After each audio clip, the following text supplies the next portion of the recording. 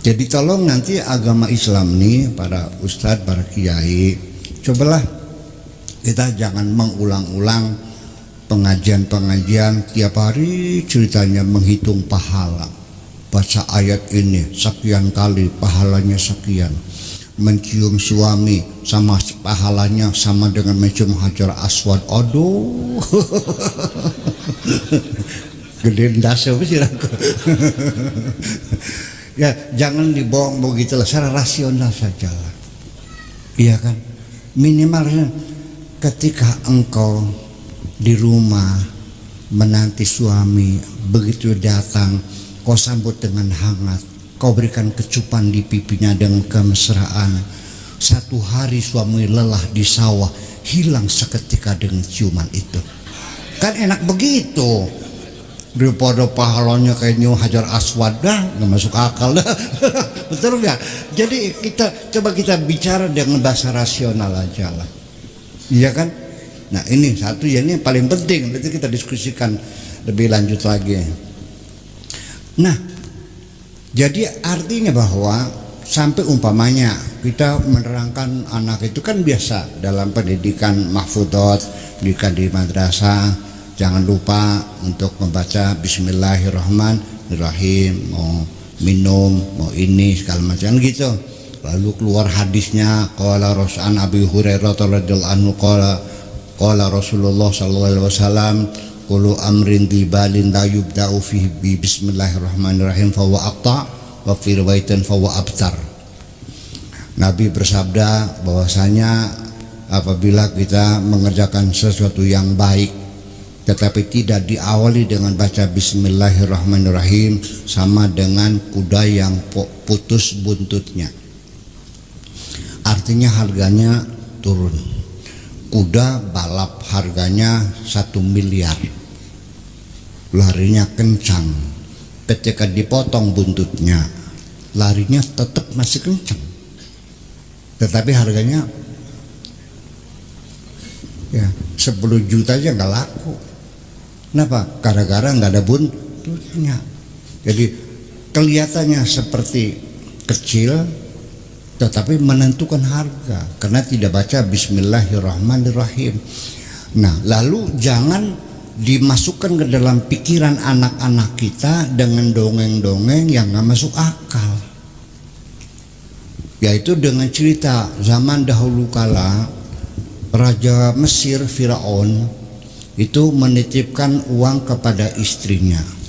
Sebetulnya si Firaun ini sudah jenuh, sudah bosan sama istrinya, ingin menceraikan, tapi tidak ada alasan. Jadi mencari gara-gara, mencari alasan supaya bisa menceraikan istrinya, yaitu dengan cara menitipkan sejumlah uang kepada istrinya. Rencananya nanti malam dicuri. Nah, dia akan menanggung resiko akibatnya dicerai. Oleh karena sang istri itu ketika menerima uang itu disimpan di kotak, geledeg zaman dulu mah. Lemari yang dari kayu yang tebal tuh, yang ya geledeg namanya. Pokoknya kuncinya gede, kuncinya juga segini nih. Orang kaya zaman dulu begitu kan. Nah itu ya belum ada besi dulu. Nah ketika istri Fir'aun ini menaruh uang di geledeg itu dengan baca Bismillahirrahmanirrahim, malam harinya dicuri oleh Fir'aun. Nah pagi-pagi Fir'aun minta mana uang titipan tadi kemarin. Dia buka lagi dengan baca Bismillahirrahmanirrahim, ternyata uang yang dicuri masih ada di dalam geledeg itu. Ini kan cerita mitos. Ya, hal begitu nggak usah disampaikan sama anak-anak kita. Saya begitu udah cerdas loh. Masa iya malam dia ambil hanya dengan Bismillah lalu ada lagi. Ya jangan cerita semacam itu. Coba secara rasional bahwa apa sih Bismillah itu? Bismillah itu maknanya kalau dalam bahasa Indonesia itu atas nama Allah yang Maha Pengasih Penyayang. Kenapa atas nama Allah? Artinya bahwa ulu amrin dibalin, semua perbuatan yang baik kalau tidak dimulai dengan bismillahirrahmanirrahim itu sama dengan kuda yang putus buntutnya. Begini, pertama kita sendiri kembali mempersoalkan basmalahnya dulu. Ini karena bismillahirrahmanirrahim ini bahasa Arab dan kitanya orang Indonesia tidak mengerti seluk-beluk bahasa Arab, lalu diterjemahkan oleh Departemen Agama menjadi dengan nama Allah yang Maha Pengasih dan Maha Penyayang. Inilah sebabnya anak-anak kita tidak paham untuk apa baca bismillah dengan nama Allah ini, karena terjemahannya salah sehingga anak-anak kita tidak paham dengan meminum bismillahirrahmanirrahim dengan nama Allah, enggak masuk. Tapi kalau terjemahnya ikut saya atas nama Allah, maka di situ pengertiannya bahwa saya minum ini karena disuruh oleh Allah. Bapak Hamzah punya hajatan, saatnya beliau menyampaikan sambutan tuan rumah, cuman kebetulan suaranya sedang serak, minta tolong kepada saya, Buya tolong atas nama saya menyambut. Oh nggih mangga. Di situ saya mengatakan saya atas nama tuan rumah menyampaikan ucapan terima kasih yang sebanyak-banyaknya kepada bapak-bapak dan ibu-ibu yang telah berkenan suka hadir ya, memenuhi undangan kami. Dan saya atas nama tuan rumah mohon maaf apabila hidangannya kurang berkenan. Yang berterima kasih saya atau tuan rumah, saya disuruh. Yang mohon maaf siapa? Saya apa tuan rumah? Tuan rumah, saya disuruh. Jadi saya ini berpidato itu karena disuruh oleh tuan rumah, makanya atas nama. Nih bahasa Arabnya atas nama tuan rumah itu bismi sahibil baiti, bukan alasmi, bukan. Bismi itu atas nama, bukan Allah, nggak ada alasmi itu, adanya bismi. Jadi bismi itu atas nama. Kami atas nama bangsa Indonesia dengan ini menyatakan kemerdekaannya. Nahnu bismi itu atas nama. Jadi bismi itu namanya atas nama, sehingga ketika kita minum baca bismillahirrahmanirrahim artinya saya ini disuruh oleh Allah. Firman-Nya qala ta'ala kulu washrabu, berarti saya ini melaksanakan perintah Allah. Di situ ada makna ibadah. Nah, nggak paham, betul gak? Ya iya. Nah kalau kita melaksanakan perintah Allah kan namanya ibadah. Kalau menuruti nafsu kita ya bukan ibadah dong. Itu urusan kamu sendiri tuh mah. Jangan berharap imbalan apapun dari Allah. Allah tidak berjanji. Allah memberi imbalan kalau kamu bekerja untuk Allah. Masuk akal enggak? Kalau ada orang ngaspal jalan, setelah selesai dia minta bayaran sama saya bilang, yang nyuruh siapa? PU. Ya minta sama PU dong. Masa memang saya akan bayar kalau yang menyuruh saya. Kayak Pak Edi ya, suruh borong bangunan di pondok, wajar dong Pak Edi datang, bisa uangnya habis, tolong dong besok siapin uang lagi sekian puluh juta lagi, wajar dong. Setelah selesai hitung-hitungan, oke ini buat Pak Edi-nya sekian, ini untuk dia sekian, ini tukang sekian, bangun sekian, dihitung semuanya, silakan dibayarkan. Iya kalau nah kalau kerjanya bikin rumahnya Pak Haji Hamzah, menerima bayarannya, apa yang kau kerjakan? Bikin rumahnya Pak Haji Hamzah, ya sana mintanya dong. Ini yang harus kita secara rasional. Kalau kamu bekerja karena nafsumu, silakan minta upah kepada nafsumu. Kalau kamu mengerjakan disuruh Allah, silakan minta sama Allah. Itu persoalannya. Sampai sekarang belum dirubah, tetap aja dengan nama Allah. Pada tahun 91 saya udah bilang sama Pak Menteri Agama, Pak Munawir Syadzali, sudah, dia udah oke, ya betul. Ya sampai sekarang nggak dirubah. Padahal ini penting. Ya kenapa penting? Karena kita ini orang Indonesia, bahasanya bahasa Indonesia, tidak mengerti bahasa Arab. Bisa mengerti kalau diterjemahkan. Kalau terjemahnya salah gimana? Nah itu persoalannya.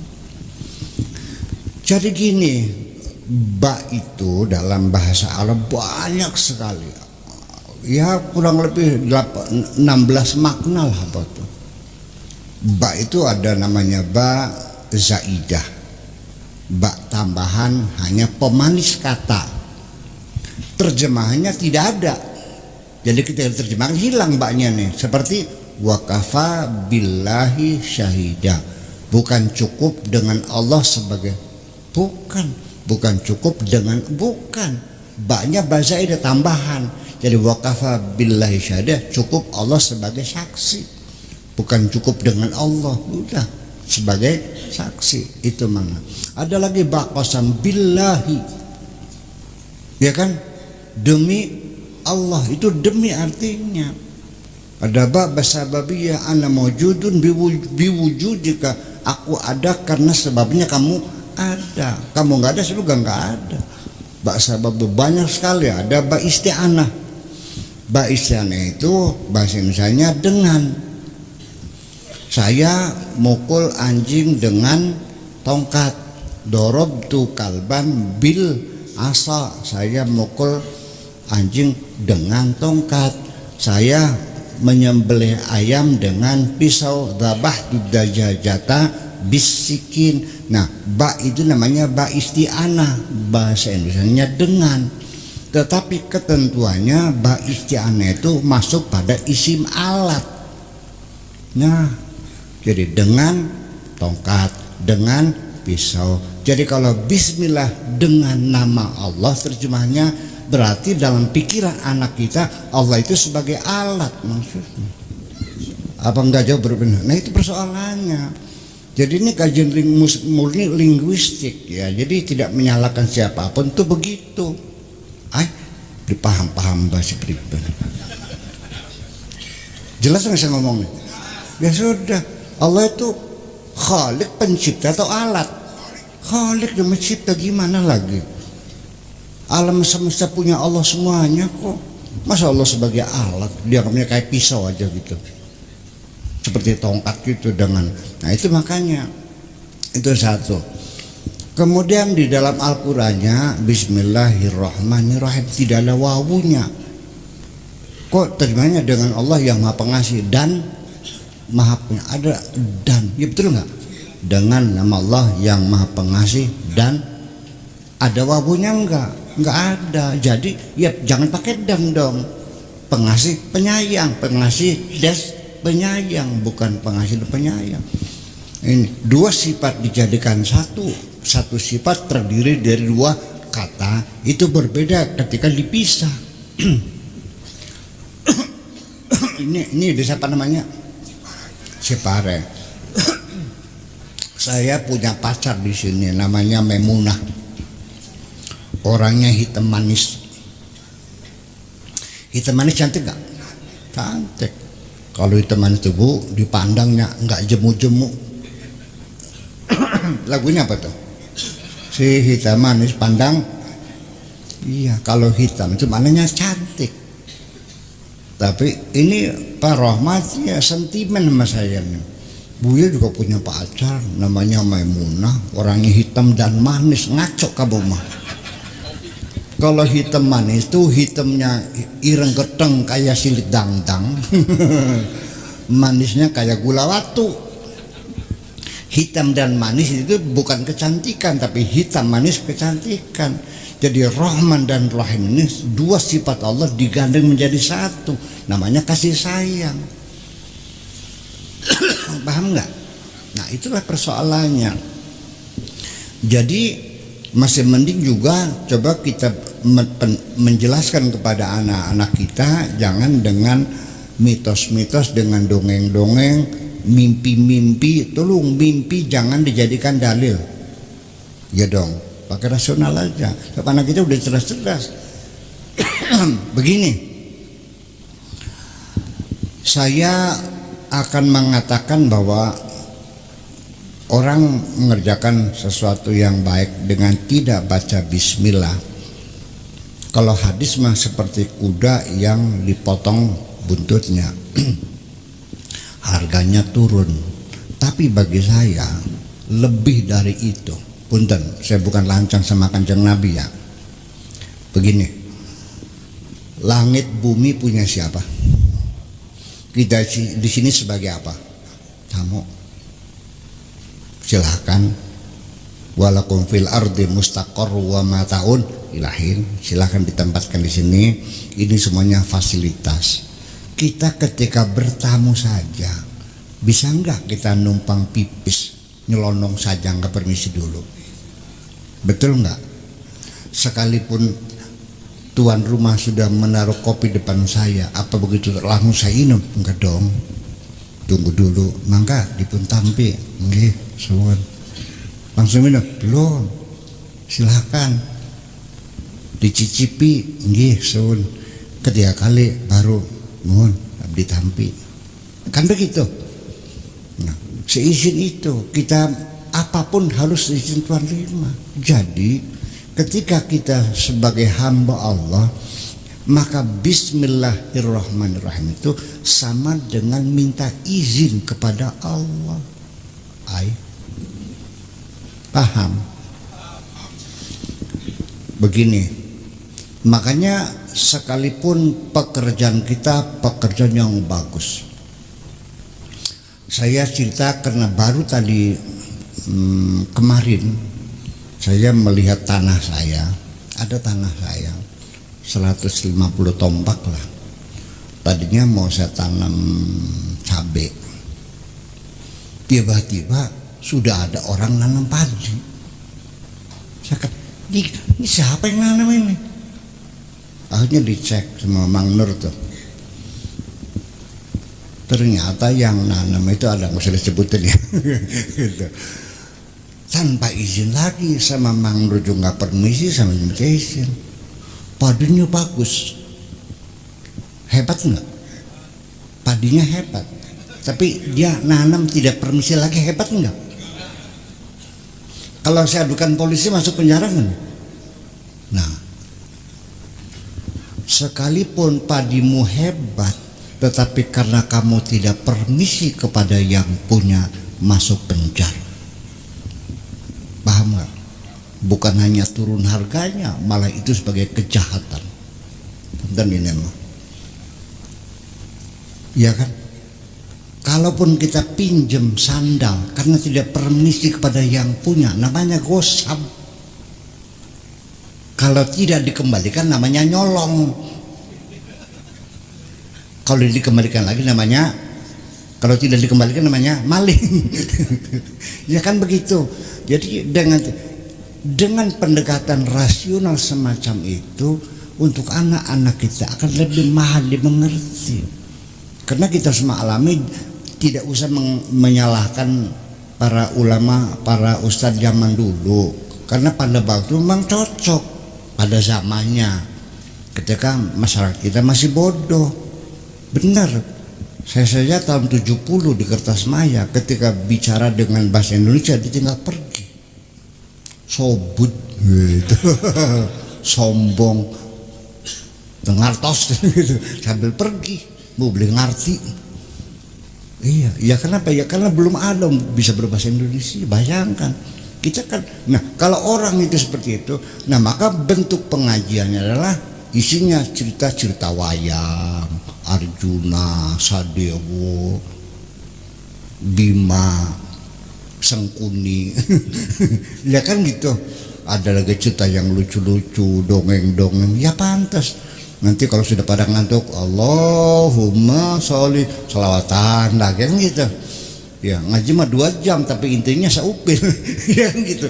Kena dengan berguraunya, dengan dongeng-dongengnya. Tapi waktu itu juga tepat, bagus. Memang begitu caranya. Dan saya juga dulu ditinggal pergi kok ngaji begini nih. Ngaji kok nggak ada guraunya, nggak ada lucu-lucunya, nggak ada yang keprok segala macam. Nggak cerita pahala gitu, nggak pernah cerita sorga. Saya bilang bagaimana sih cerita sorga, saya belum pernah masuk sorga.